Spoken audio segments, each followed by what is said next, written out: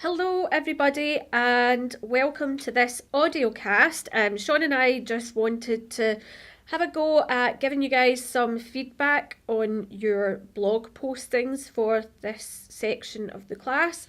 We thought audio feedback would be a good thing to try. I know Sean did one for your last session, so this time we're doing it together as a bit of a chat. You want to say hello, Sean? Hello, Sean. No, don't do it like that. Say hello. Hello, everybody. Yeah, hopefully this recording will be a bit more dynamic and a bit more rich, because it'll be both Katie and I who are giving feedback. The last time I felt like I was talking into an empty room, so I'm sure I whittered on a bit more than I had to. But it was good whittering because I had a listen to it and I thought it was really good. So we thought we'd we've read all of your blogs, and before we say anything else, I think we'll just say how impressed we both were. They're amazing. Absolutely, yeah. I mean, I've only done this course a few times with you, Katie, but I think the quality of the blogs on this course, and even compared to the last section, was really surprisingly high. Yeah. I think people are really getting it, aren't they, in terms of the reflective process. Best quality of blogs that I've seen, and I'm not just saying that because I'm on this audio You cast. don't say that to every group. I don't say that to every group. These genuinely are the best blogs that I've seen. So I think what we'll do is go through, pick out some themes for you, and we've both had a look through, picked out some themes of some of the things you were talking about. We'll include some feedback, but actually you guys have covered so much of it that I think a lot of what we're going to be doing is actually pointing you to each other's blogs for gaps that maybe you need to fill in. So I think that's the biggest message really, is that we'd really like you to go and read each other's blogs. Please do that, comment on them, because we actually think they're amazing and there's so much to be learned from them. And then we'll go through some of the blogs and pick a few highlights out for you. We asked you to talk about effective teaching in your blogs, and some of you started to define what is effective teaching. I thought that came through in quite a few of the blogs. Some of you were able to pick some things out from the literature, so we had a few definitions from the literature. I think Nadine did that, but something else that Nadine said, which I really liked, was about effective for who. Who is this effective for? So Sean's busy nodding and smiling at me, which you guys can't see this time because we're just doing audio.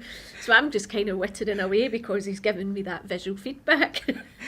Yeah, I'd actually had written a note about Nadine's as well, and I think that both Nadine and Abigail really pointed to one of the benefits of these first two sections, which is that by looking at the literature and by delving into this in a little bit more detail, we really have a vocabulary now, like a set of conceptual tools, but also a vocabulary for describing what it is that we do and what effective teaching is. And so often I think the participants in the course are finding that it's a reaffirmation of what they do, but now they have a language and a vocabulary to describe why they're engaged in good practice. And even where there are opportunities for people to delve a little bit more deeply and ask those questions and think about doing things differently, it's like the whole class really has a shared vocabulary for describing things, and I think that's one of the benefits of the first two sections of the course. Yeah, I think that really came through, and you're obviously all starting to really explore what is effective teaching. That came through. I can see the reflection happening throughout the blogs. You're all starting to reflect on what's effective teaching, but I love that about what Nadine said about who is it effective for. So I thought that was really nice. I know that we talked about the strategy in the what do we call it, podcast, the hangout the other day, and I think there's quite a lot of information there about that, so I don't want to do too much about the strategy, but I thought it was really nice to see that you're all starting to make those connections. I think Abigail, you talked about the importance of projects in your master's programme, and how reading the strategy document enabled you to make those links for why your programme's structured in the way it is, and that's because of the university's vision and perspective of effective teaching, which it's really nice to see those kind of connections being made. So for some of you who might still be struggling a little bit with making those connections, I could see that some of you were from your blog posts, then I would actually recommend going and having a look at Abigail's blog post. I thought it was really good for being able to just make those connections, but not just Abigail's post. I thought there was quite a few posts that really sort of pulled that together and showed a real insight and understanding about making connections from the strategy to subject context, disciplinary context, and actually individual perspective as well. That's so true. I don't have much more to add to that, But but really I did think that there were a few blog posts where that connection was just very explicit, and it'll be useful for those of you who were still, as Kate said, a little bit hanging in terms of how to make that connection between the strategy and the practice of teaching. Some of your colleagues on the course have done a great job at that, and so the answers, I think, are to look at some of those posts and maybe then go back and reflect on what we do. And even if it does take a little leap initially to think, okay, how does my practice of standing in front of a room full of 200 people and trying to give a lecture on a subject, how does that connect to the strategy and policy? It might be that we have to go through a few different steps in order for those connections to become clear.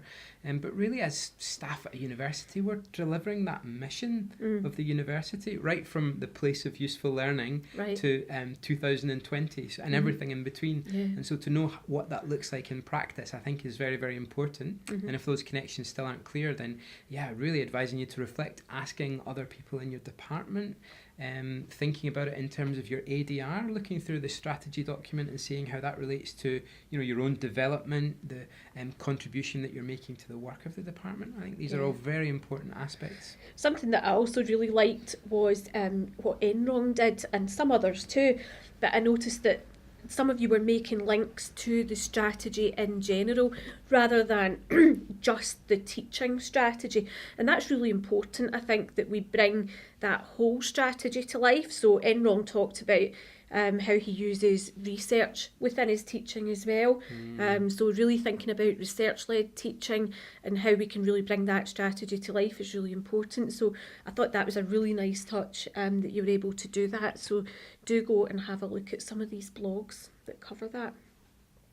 One of the things that I noticed was that some of you were starting to explore the role of the teacher in the classroom. That was another thing that was coming through quite strongly.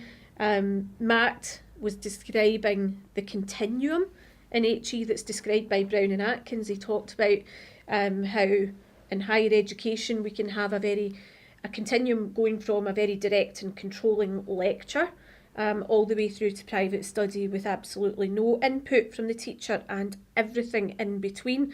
And I think that's essentially what a lot of you were trying to explore, is where is your place in that continuum and where are we aiming for?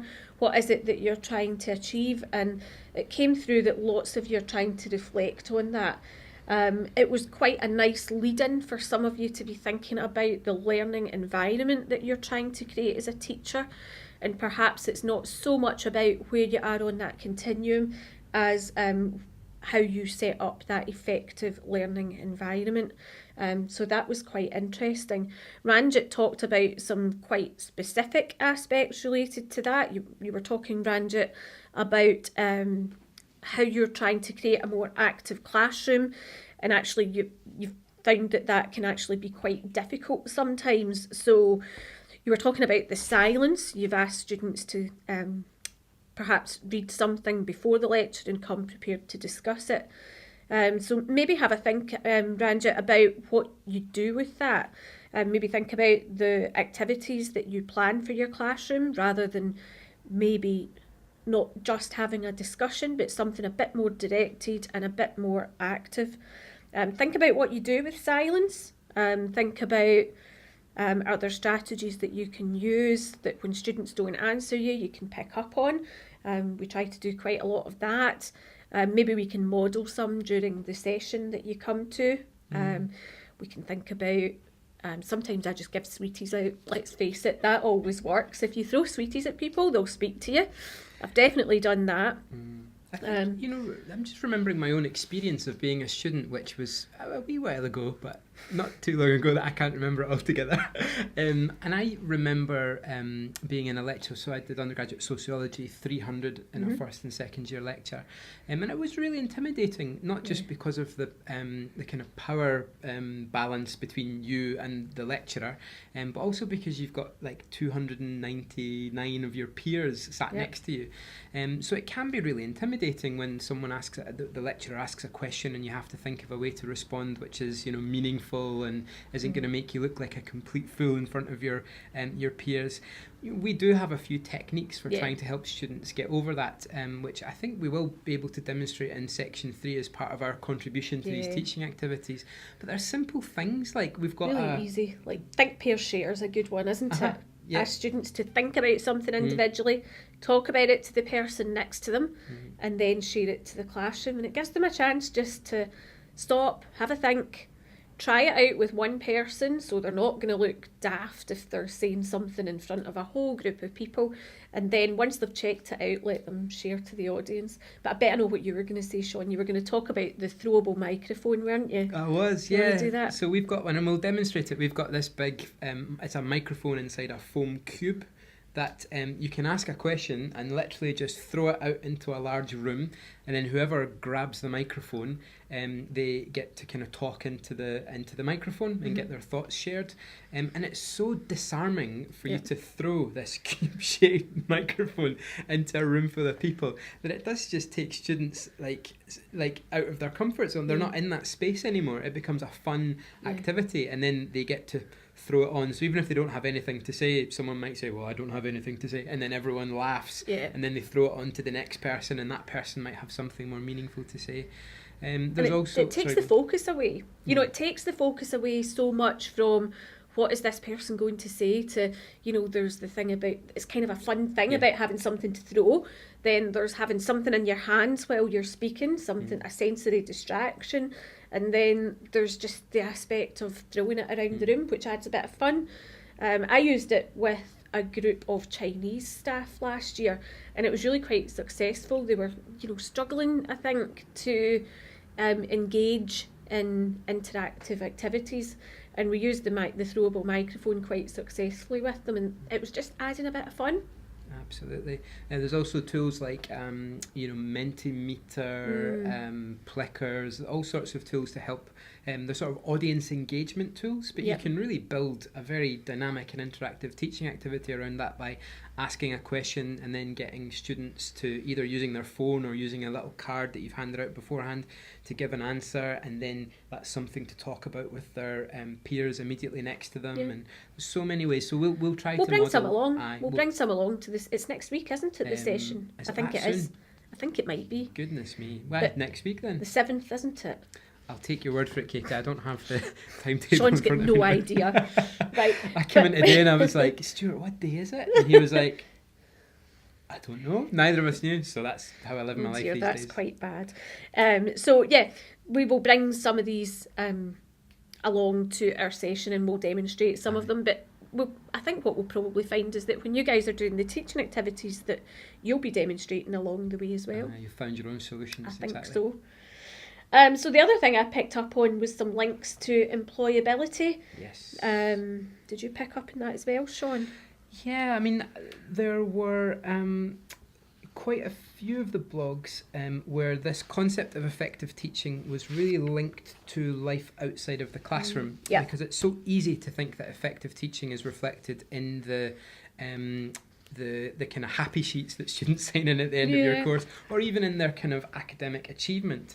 But really what we're trying to do is prepare students to take the knowledge in they explore and they experience in university and apply that to real world situations. So in some ways you could argue that the fruit of effective teaching is really how well students do in their jobs, in the world of work. In their life. In their life, that could be, forever and ever and ever. Don't we all hope that as a teacher? that knowledge and that education that they've received actually transforms them for forever and ever. So there are a few of you who are thinking about this. One of them in particular that struck me was, and excuse the pronunciation, I think it's Joelle, who is thinking about that very thing of how effective teaching should really be preparing students for life outside of the classroom. Itamar, I think is another poor pronunciation, I do apologise, had some similar thoughts as well. And then David was actually talking about how to measure effectiveness, which was a really interesting question, and we might build in some of this into a later session of the class, Katie. I'm not sure if we will, but certainly that question of how do you know that what you're doing is effective is, I think, a really kind of key one for us to be thinking about. It's really important, isn't it? Yeah, especially when we think about fellowships of the HEA, because one of the really key things within the UK Professional Standards Framework is about successful engagement with all of the dimensions. And to successfully engage, you have to know if you've been successful or not. And that's what really links into this idea of what is effective teaching? How do we know that we're being effective? And it can be as simple as just, why don't you ask your students? Aye. But I think there is a space for us to be thinking about what's effective. And although it will come up on a number of occasions throughout the content parts of the class, I think it might be something quite useful to think about in one of our reflection sessions, to see about, let's think about how you know that you're effective, and maybe get you guys all to bring something along, some kind of idea of how you know you're effective. Yeah, I mean, the peer review will obviously take account of some of that, but I think it's really that question of how we measure effectiveness as well. Yep. How do we make use of the the learner analytics, the surveys, the informal conversations? Do we conduct focus groups? How are we using our class reps? Yep. There's actually so many tools available to us if we wanted to explore that question. So, and if any of you are particularly interested in that, we do have a STEP session, Strathclyde Teaching Excellence Programme session.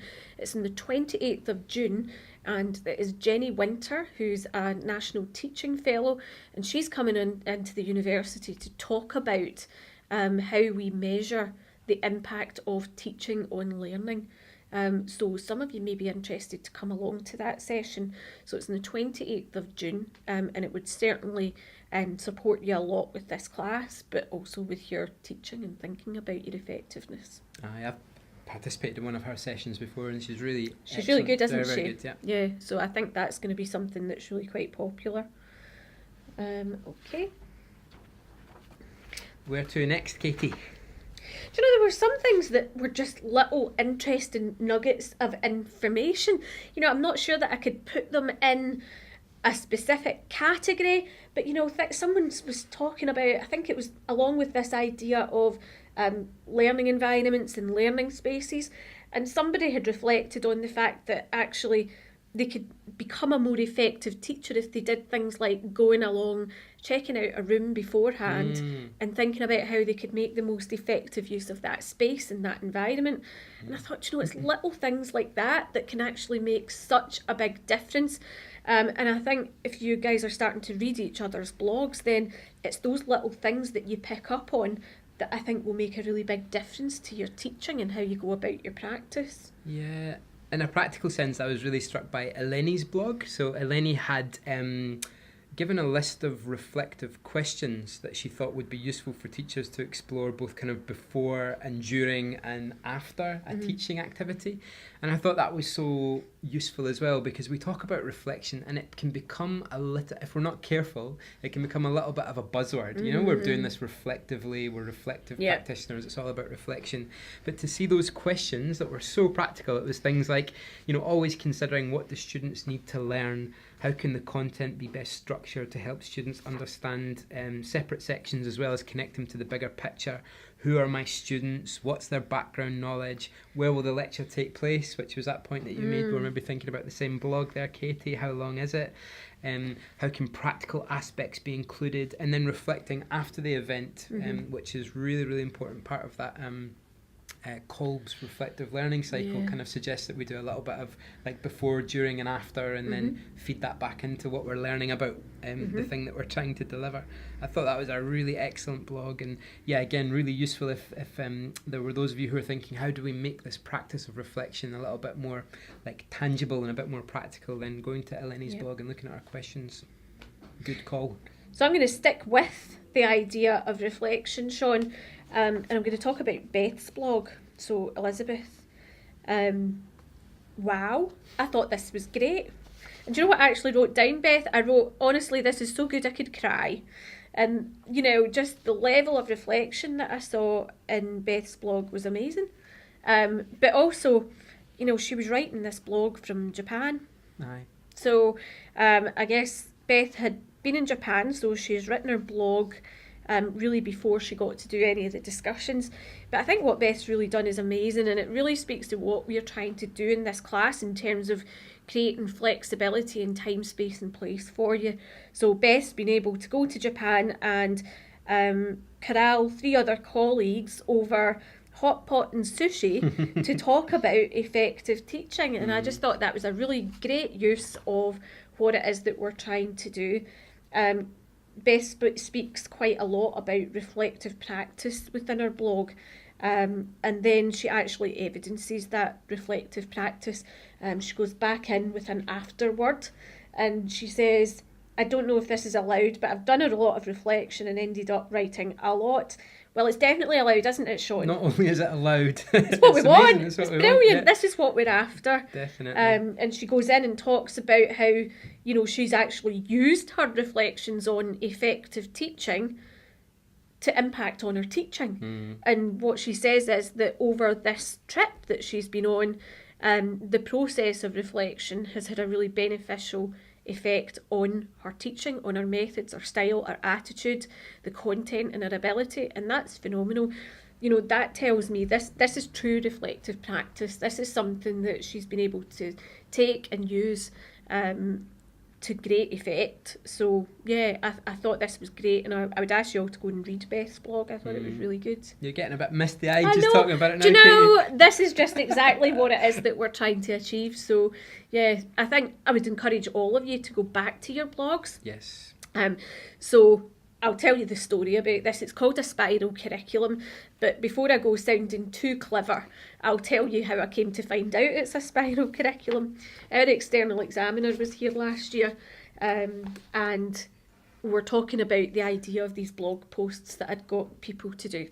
And I said, one of my visions for this was that people actually went back in and updated their blogs as they went through the class and continually fed back into them, reflected more on different aspects of the class, and perhaps if they think differently, go back and add something into their blog.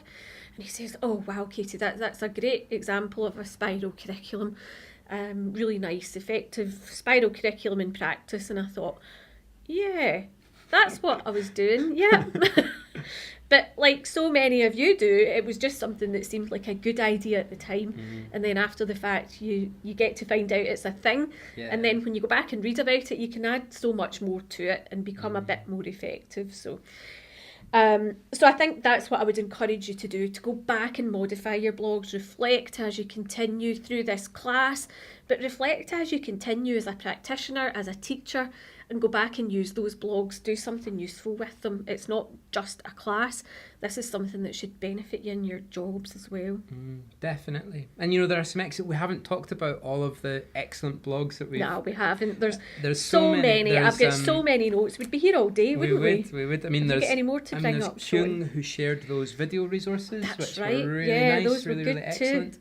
We can recommend, I think, that people go back in and look at them and form an opinion. The thing about a TED Talk in a context like this is not to say that it's the definitive, presentation on a theory of learning or an approach to learning or going from knowledge to knowledgeable to knowledge able. It's about you having an opinion about these things. They're supposed to, we're picking things that are a little bit kind of not controversial, a wee bit controversial. So to go in and look at these resources that Kyung has provided and have an opinion and share some comments. The other one that stood out to me was Stavros, which, as I was reading through it, he was describing just in very kind of simple, a very kind of simple, logical way, effective teaching is this, and then it's that, and then it's the next thing. And as I was reading, I was going, oh yeah, I agree with that, and I agree with that, and oh yeah, there's more to it. That's also good. That's important. So really enjoyed Stavros in the way in which that kind of cascade of concepts came through in his blog. So that was excellent. I'd advise you to go and each read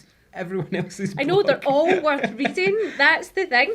I feel like I want to mention every single person's blog because there was something in all of them that made me make a note or think, oh, I want to talk about that. I'll need to mention that. And obviously we're not going to be able to mention everybody's blog in every audio cast, but just, you know, the quality of these and the quality of reflection that you've done is really, really useful. And we know that you're time poor, like we know that you're very, very busy, but if you do have the opportunity to comment even on the other members of your group, you know, you're in these groups, the small groups, even on the other members of your group, and just share a bit of that positive affirmation, because when we read them we see things from a certain perspective, but it's important that you also have the opportunity to share from your own perspective why something was interesting or inspiring, and that will I think really help to enrich the blogs moving forward, and also encourage those of you who, I noticed there were one or two who haven't quite had the opportunity to go in and do your blogs for section 2, which is absolutely Get your blogs fine. done. But Come on, people. I think if we knew that they were going to be being read, not just by us, but by the other members of the class, and that you were going to be receiving feedback from your peers, that should really encourage you, even if it's an effort to get them in, which we know it is. We know it is. Just to make sure that you do, even if it's relatively shorter. Some of them were like perfectly long and wonderful and rich and whatever, even if it's a relatively short reflection. reflection. We're only asking for really 300 to 500 words, so you don't have to be writing one of the long blogs. If you want to, that's great. I think it's a great tool for you to be able to record your thoughts and your reflections as you go through. But, you know, I think just a small chance to reflect is good enough, actually. So please do go in there and write your blogs, but take the time to go in and read other people's, because, you know, the richness of the information that's in there and the reflections, it will help you. And you're all from different disciplines, and I think that's something that's really beneficial, because people do things differently across the disciplines, and I think we can take and learn from people in quite different disciplines from us and use their techniques, their thoughts, their reflections in ways that we probably didn't really ever anticipate. So talking about people being time poor, I bet you we've used up quite a bit of time in this audio cast. I think we should probably wrap it up, Sean. Okay. If you've made it through this far, well done. You deserve a pat on the back. But thanks, and you know, again, this is just another way of us trying to deal with that difficulty of how do we provide feedback to a large group. So you can learn from this experience as well. Think, is it something that you would like to do? And if you have comments, if you think our feedback could be more effective, if there's a better way of doing things or a different way of doing things, feel free to feedback to us. In fact, not just feel free, if you could feedback to us, that would actually be quite useful. Because this isn't a method of feedback that I've really done very much. I did it once before. And I did it on my own, not as a conversation. And the person I gave the feedback to said, well, yeah, it was a bit awkward.